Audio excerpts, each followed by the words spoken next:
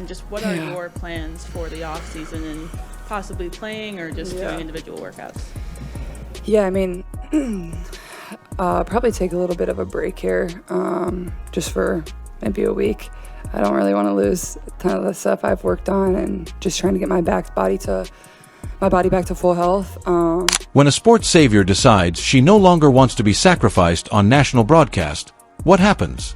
Fans marveled for months as the most captivating player in contemporary basketball history broke decades-old attendance records, brought an entire league out of total obscurity, and brought in billions of dollars for network executives. All while putting up with a degree of unrelenting animosity that would shatter even the most seasoned veteran. Everyone anticipated that the rookie sensation would just smile for the cameras, make her incredible logo threes, and accept the harsh, unsaid truths of professional basketball with grace. This expectation ranged from casual watchers to ardent commentators. They believed that Caitlin Clark would silently bear the enormous weight of the Indiana Fever and a league establishment that seemed to deliberately detest her entire existence, behaving like a flawlessly submissive soldier while the veterans made their barely concealed jabs at her in the media and on the court. Sports networks promoted the mainstream story that everything was okay, that the risky move was only a customary rite of passage, and that she was grinning and contentedly adapting to her new life in the professional ranks. However, the narrative was not just that made-up fairy tale. And everyone would be shocked to learn what was really going on behind closed doors. The moment she left the stage at the WNBA draft, the bullseye was painted on her back, gleaming with the extraordinary potential of permanently changing a financially troubled sport. If you appreciate this content, consider giving this video a like and subscribing to the channel. Believe it or not, more than 83% of viewers haven't subscribed yet. It's free and only takes a second, but it means the world to us. So, did you subscribe already? Great. Thank you so much for your support. Now, back to the video.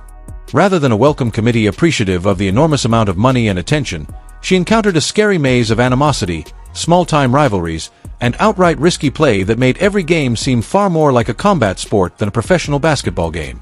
It was not only fierce, hard-nosed defense that opponents were attempting. While the referees magically swallowed their whistles repeatedly, they were sending violent personal signals, purposefully throwing heavy shoulders, hip-checking her violently to the floor, and making cheap shots. It was a comprehensive display of subpar calling, with commentators dismissing deliberate violence as just veteran initiation and frequently downgrading obvious infractions. Players who had worked their whole lives in peaceful, half-empty stadiums were now performing in front of boisterous, fully sold-out audiences. And they chose to vent their long-standing anger on Caitlin Clark rather than expressing gratitude to the rookie who was responsible for that amazing event. And you could see the unmistakable tiredness in her eyes as she got off the ground night after night, searching all around for a devoted comrade to come to her aid, but all she found was stillness and empty space. In order to increase engagement, the league was more than delighted to include Clark's image on every billboard, promotional item, and social media post. However, they purposefully chose to ignore the need to safeguard their most valuable asset from physical injury. And a huge, unprecedented internal breakdown that no one in the media anticipated was made possible by this deafening quiet from the very individuals who were meant to support Clark. Fans and commentators were extremely perplexed by the Indiana Fever front office's astounding level of stupidity as they managed to grossly mishandle the greatest gift a sports team could ever get. When a team drafts a once-in-a-generation player who instantly makes them the league's most watched and talked about team, common sense dictates that management must immediately erect a defensive wall around her, hiring seasoned, tough enforcers and designing an offensive scheme that is ideal for her transcendent playmaking abilities. Rather than taking the obvious action, the Indiana Fever ruthlessly threw Clark to the wolves with a roster that was haphazardly assembled and fundamentally flawed, as well as a coaching staff that appeared to be strongly opposed to allowing her to play the fast-paced, high-scoring style of basketball that initially made her a global icon. Press conferences swiftly turned into a bizarre masterclass in passive aggression, as the head coach frequently threw her superstar rookie under the bus, harshly criticized her shot choices in front of eager reporters, and insisted that she follow a much slower, antiquated traditional game plan that totally neutralized her on-court magic. Millions of viewers found it utterly frustrating to witness a generational talent being forced into an unimaginative, mediocre system, basically taking a high-performance sports car engine and dumping it into a rusty, broken-down pickup truck while complaining that it was not towing the line properly.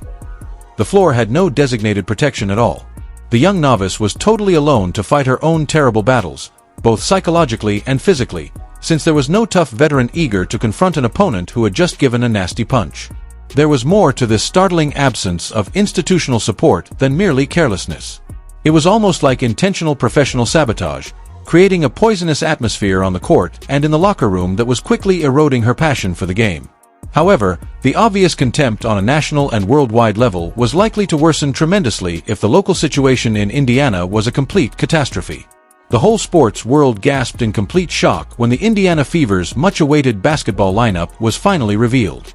The world's most well-known and watched female athlete was mysteriously absent from the esteemed list. The selection committee's formal justifications included anything from a purported lack of senior national team experience to nebulous, unverifiable chemistry issues. However, anybody who paid attention and had half a brain could see precisely what was happening behind the scenes.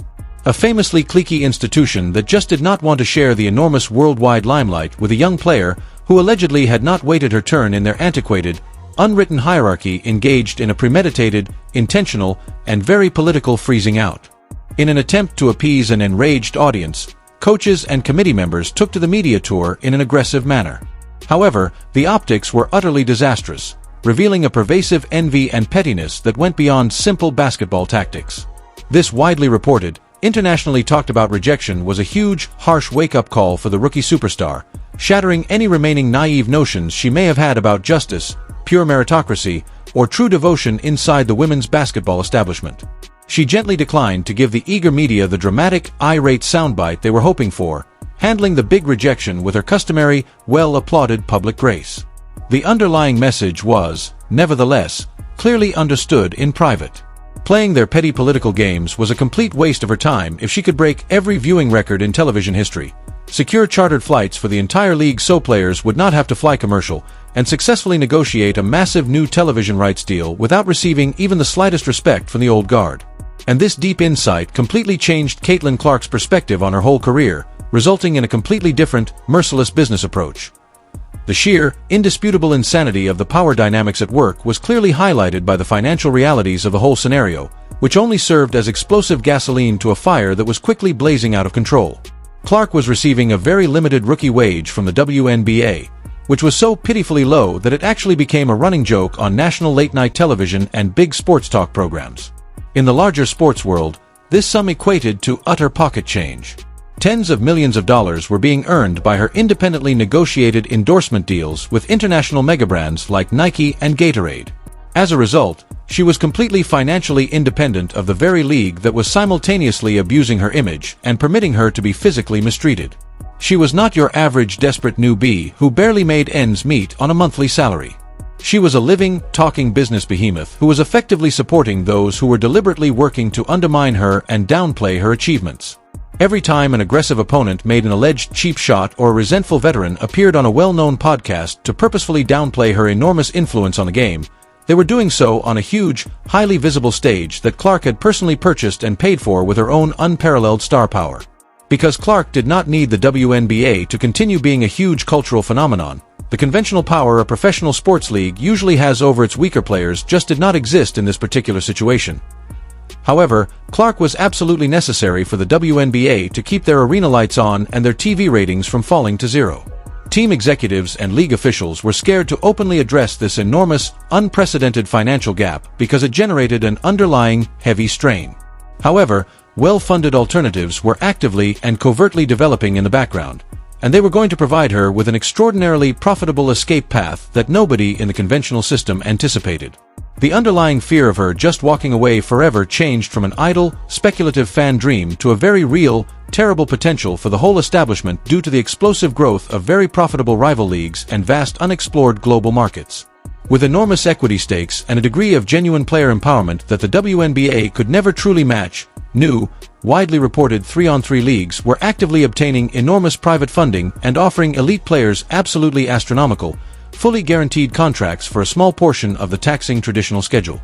Strong rumors started to circulate in league circles that competing teams were actively crafting completely unheard of, record-breaking bids made just for Clark. Huge contracts that were carefully crafted to entice the most attractive athlete away from the draining 5-on-5 grind and into a highly regulated setting that really recognized her actual value. Additionally, elite European clubs were reportedly getting ready to unveil the red carpet, with strong support from aspirational billionaires who are well aware of the enormous worldwide marketing potential of Clark's personal brand. The proposals made the Indiana Fever's whole setup seem like a high school amateur operation by promising her the precise type of royal treatment, personal protection, and enormous cash recompense. For a truly pitiful rookie salary, why on earth would a multimillionaire global icon willingly continue to expose her battered body to unpunished assaults and her mental health to highly toxic media narratives when everyone was practically pleading with her to be paid what she was truly worth?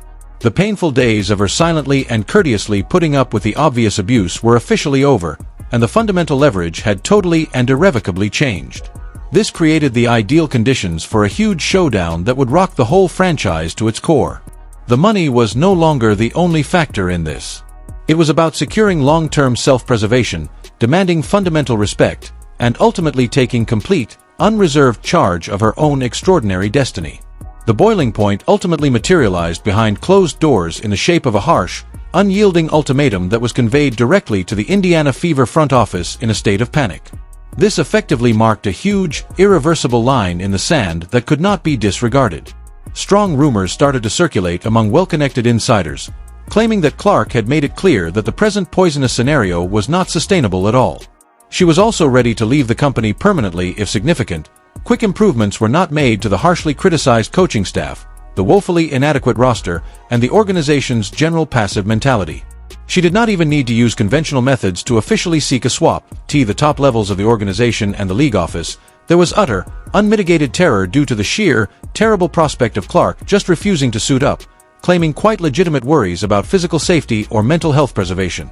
This was not a courteous negotiation, and it was most definitely not a soft request from an obedient, easily manipulated worker. The most influential person in the whole sport was staring directly into the eyes of her scared employers, ordering them to clean up the mess they had made or watch their freshly revitalized club fall back into complete oblivion. The underlying message was unmistakable and utterly devastating. Dismiss the inept individuals who are intentionally impeding our team's progress, hire tough and devoted players right away who will really defend me on the court, and get the league office start calling the obvious, egregious fouls. Alternatively, I will take my generational skill, my enormous brand, and my millions of devoted followers to a worldwide platform that really values them. The very obstinate Indiana Fever were forced to make a really terrible decision between maintaining their pride and safeguarding their financial future as a result of a wholly brutal, tactically brilliant power move that immediately peeled away all the courteous, well-crafted PR propaganda. And this very covert behind-the-scenes eruption was about to have a profound, industry-shaking impact that would forever alter the professional women's sports environment. In the end, this whole tumultuous, extraordinary tale reveals the stark, very unsettling reality of a professional sports league that was just unprepared for the enormous superstar it had fervently hoped for during the previous 20 years. Not only did Caitlin Clark reveal the Indiana Fever organization's obvious tactical shortcomings and egregious ineptitude, she eloquently exposed the ingrained pettiness, the outdated business methods, and the obstinate unwillingness to accept required change, utterly tearing off the welcoming facade of the whole women's basketball system.